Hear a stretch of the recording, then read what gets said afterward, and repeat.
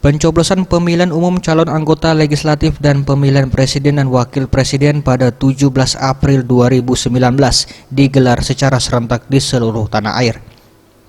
Dalam pemilihan umum tahun 2019 kali ini, warga masyarakat Lubuk Linggau akan menggunakan hak pilihnya di 5 pemilihan sekaligus, yakni pemilihan presiden dan wakil presiden, anggota DPR RI, anggota DPD RI, serta anggota DPRD Provinsi dan DPRD Kabupaten Kota.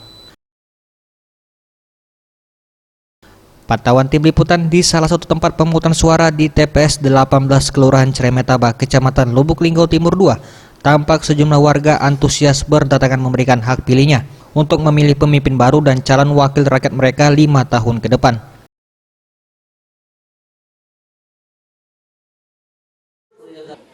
Ini 2,248 untuk antusias warga. Ada RT 08 khususnya Gang Slamet, itu antusiasnya sangat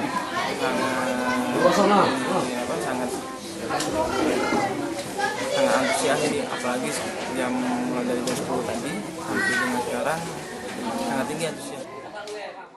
Sementara itu, dalam pemilu 2019 ini tercatat daftar pemilih tetap di TPS 18 ini sebanyak 248 pemilih.